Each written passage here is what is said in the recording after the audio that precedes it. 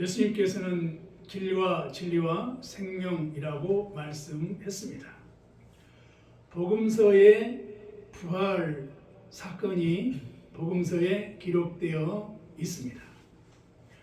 부활에 대해서 믿는 사람들, 믿지 않는 사람들이 있습니다. 예수님 시대에 예수님께서 사두개인들을 만났을 때 사두개인들은 예수의 부활에 대해서 믿지 않았습니다. 그래서 예수님께서 사두개인들에 대해서는 부활에 대해서 하나님은 죽은 자의 하나님이 아니요 산자의 하나님이라 라고 말씀하시고, 하나님은 아브라함의 하나님이요 이삭의 하나님이요 야곱의 하나님이라 라고 말씀을 합니다. 오늘은 부활 주일입니다. 복음서에는 예수 그리스도의 부활 사건에 대해서 언급하고 있습니다. 현대인들은 과연 부활에 대해서 어떻게 이해하고 있을까요? 과연 크리스찬들에 대한 부활 사건에 대해서 현대인들은 어떻게 생각할까요? 많은 사람들이 영상이나 매체에 그러한 소통의 도구들을 통해서 교회에서 부활에 대한 영상과 부활에 대한 이야기들을 많이 하는 것에 대해서 과연 현대인들은 어떻게 이해할까요? 썬데이 크리스찬, 주일만 교회를 다니는 크리스찬들의 마음속에 과연 부활에 대해서 얼마나 이해할까요? 그리고 명목상 나는 크리스찬이지만 교회를 쉬는 이러한 크리스찬들에 대해서 과연 부활에 대해서는 어떻게 생각할까요? 라고 하는 것입니다. 내 교회에서는 부활절이 있고 부활절은 큰 행사입니다. 그리고 성서의 복음서에는 부활에 대해 resurrection, 부활에 대해서 얘기를 하고 있습니다. 우리는 부활에 대해서 어떤 생각을 가지고 살아가는가요? 그리고 교회 학교나 청년들에게 또 대학생들에게 부활에 대해서 우리는 어떻게 설명을 하고 있을까요? 라고 하는 것입니다. 우리가 살아가고 있는 현대사회는 여전히 전쟁이 있습니다. 건물이 파괴됩니다. 그리고 파괴된 건물 잿더미 속에서 슬피 우는 여인들, 슬피 우는 사람들, 국민들은 애통해하는 모습들을 오늘의 현대사회에서 볼 수가 있습니다. 많은 우리가 살아가는 현대의 사람들은 저마다의 개인적인 이데올로기와 생각과 사상과 사고를 가지고 살아갑니다. 그리고 국가는 국익을 위해서 살아갑니다. 예수님께서 나는 길이요 진리요 생명이라고 했고, 부활은 예수 그리스도께서 제자들과 함께 지낼 때 이미 예루살렘에서 십자가를 지고 죽은 지 사흘 만에 부활할 것이다 라고 하는 것을 제자들에게 말씀을 했습니다. 부활에 대한 이야기가 성서에 마태복음, 마가복음, 누가복음, 요한복음에 기록되어 있고, 부활은 예수님께서 구약의 약속의 예언자들의 성취 사건으로 드러나게 됩니다. 예수 그리스도가 이 세상에 오신 날을 기념으로 해서 Before Christ, Anno Domini, BC와 AD로 나누고 서양의 역사는 전개되었습니다. 우리 한국 사회 한반도의 조선의 시대에서 근현대사로 넘어가는 시기에 지리산 발견으로 서양의 많은 문물들이 동양으로 진입했습니다. 그리고 우리 한국에도 병인양요와 신미양요라고 하는 사건이 있었습니다. 1866년 로즈 제독 군함 세척이 이제 양화진을 탐사하는 일들이 과거에 160년 전에 있었습니다. 그리고 조선에 있는 프랑스의 선교사들 가운데 흥선 대원군의 세국 정책과 함께 이제 12명 중 9명이 순교를 당하는 사건이 있었습니다. 한강을 봉쇄하고 군함 7척이 병력 약 1000명으로 한국의 조선사회와 전쟁이 있었습니다. 문호를 개방하는 그러한 시대적 역동적인 사건들이 일어나게 되었습니다. 그래서 문수산성이 이제 그 전쟁에 이제 폐허가 되는 사건들이 160년 전에 있었던 것을 보게 됩니다. 이러한 일들이 병인양요라고 말을 합니다. 근데 신미양요는 1868년 독일 상인 오페르트가 통상 요구를 했는데 거절함으로 이제 제너럴 셔먼호 80톤급 미국 상선이 무장하고 1866년에 대동강에서 조선 수군들과 함께 전쟁을 벌였습니다. 이러한 일로 인해서 이제 조선의 미국 함대들이 파견되고 또 조선은 거부하고 이런 역동적인 사건들이 지금으로부터 한반도에 160년 전에 일어났던 일입니다. 미국의 군함들이 강화도에서 전쟁을 하고 많은 조선의 사람들뿐만 아니라 미군의 사람들도 이제 전쟁으로 죽음을 당한 기념물들이 강화도에 가면 볼 수가 있습니다.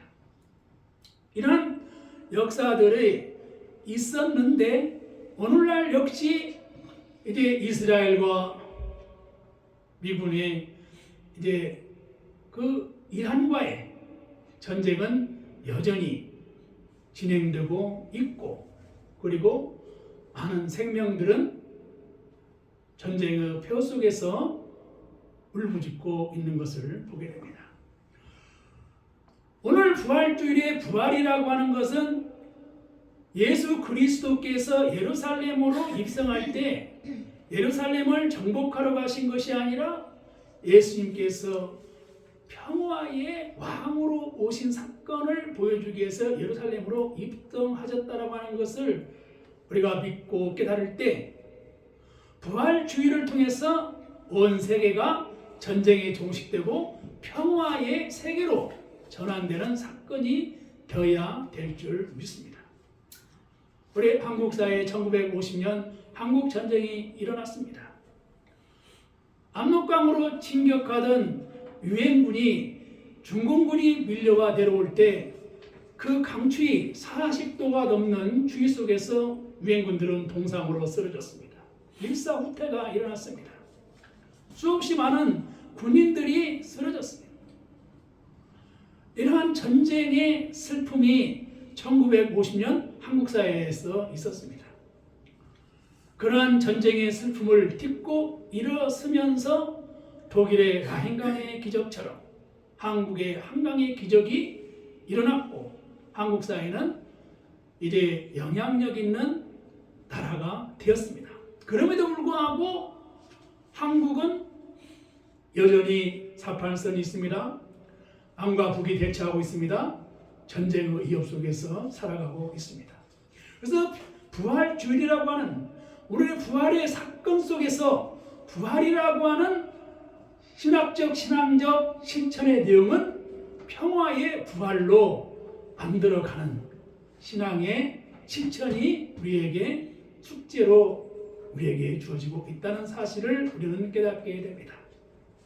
그래서 교회의 크고 작음을 떠나서 독일에서 통일이 일어날 수 있었던 것은 작은 교회의 성전에서 기도의 물줄기를 통해서 기도의 눈물을 통해서 기도를 통해서 독일 사회가 동독, 소독이 통일되는 역사를 이뤄가게 된 것을 깨닫게 됩니다.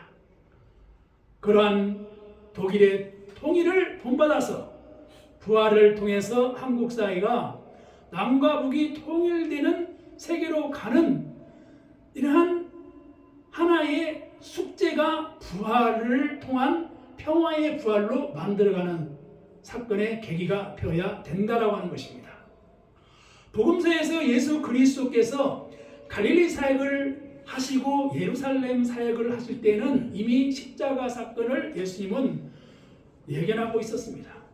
그래서 갈릴리 사역에서 예루살렘 사역을 하실 때 예수님은 겟세마네 동산에서 기도하실 때 하나님이여 아버지여 내가 이 잔을 피할 수만 있으면 피하게 하여 주시옵소서. 그러나 내 뜻대로 마옵시고 아버지 뜻대로 하옵소서를 하고 간절한 마음으로 땀방울이 핏방울이 되도록 겟세마네에서 예수님께서 기도하였습니다.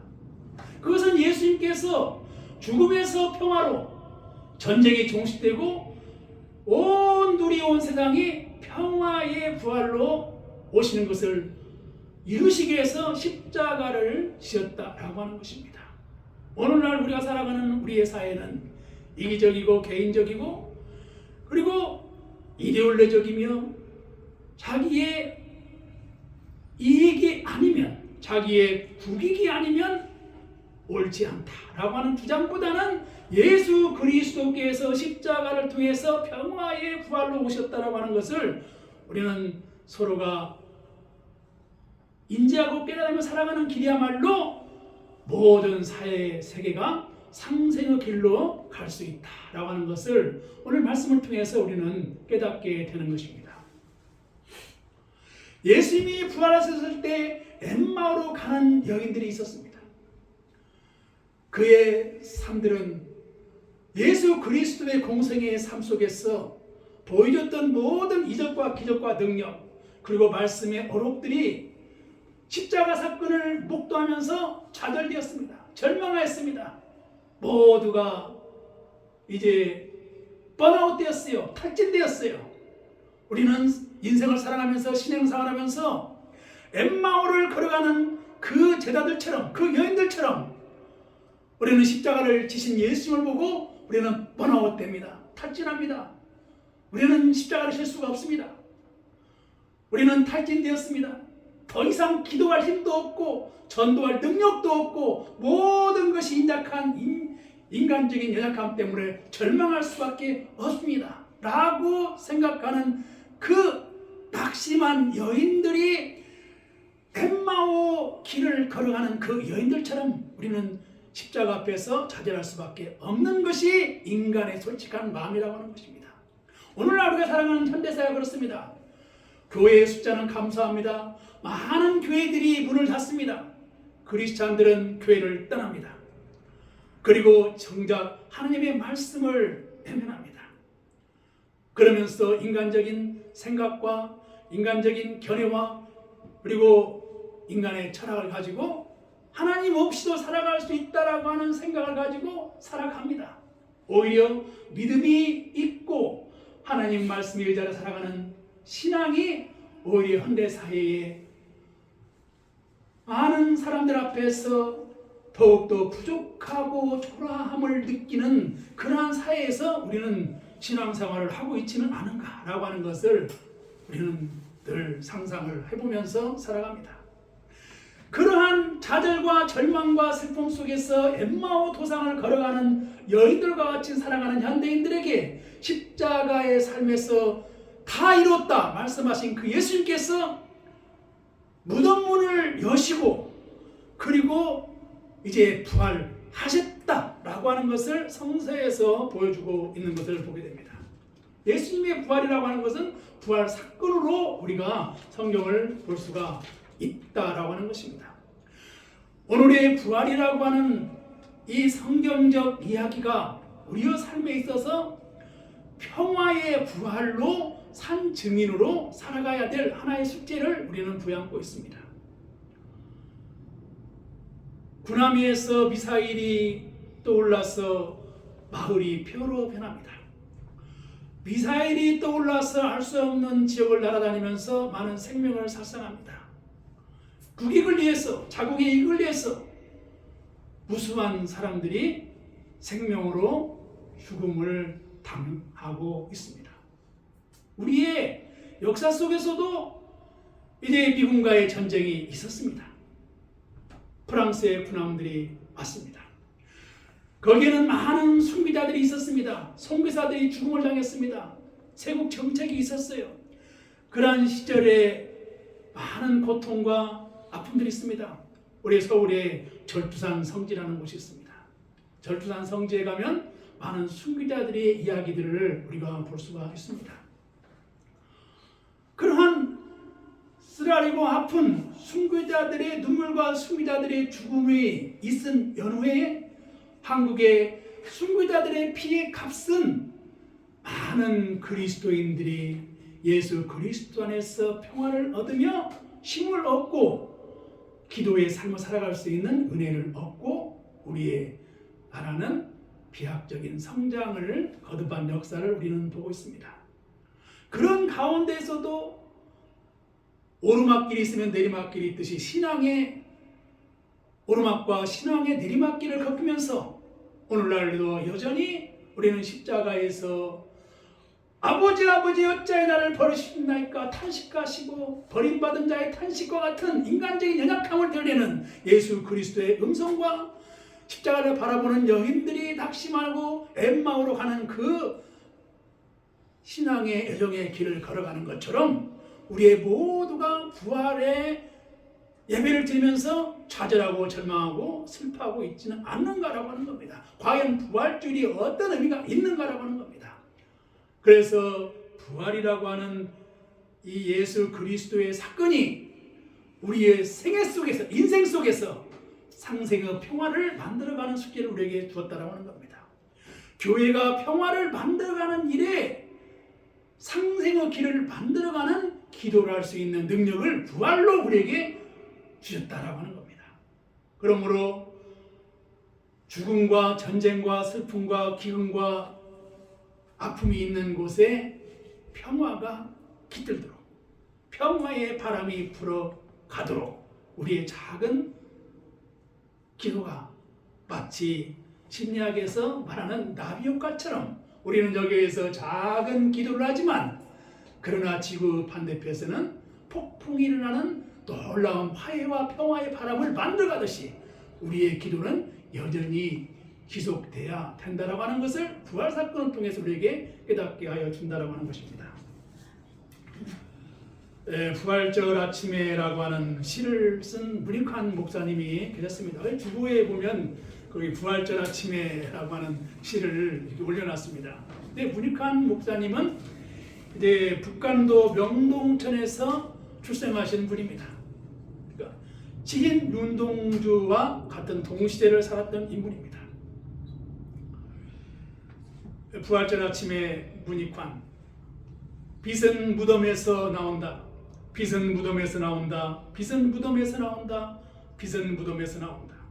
사랑을 잃은 마리아 멍든 가슴 같은 무덤 빛은 그런 무덤에서 새어나온다. 저 빛에 굶주리고 목이 말라 애태우는 우리가 별빛으로 오손도손 새 아침을 마련하는 것 빛은 그런 무덤에서 나온다 라고 하는 이 부활절 아침에 라고 하는 시를 문익환 목사님이 쓰신 시를 주보에 올렸습니다.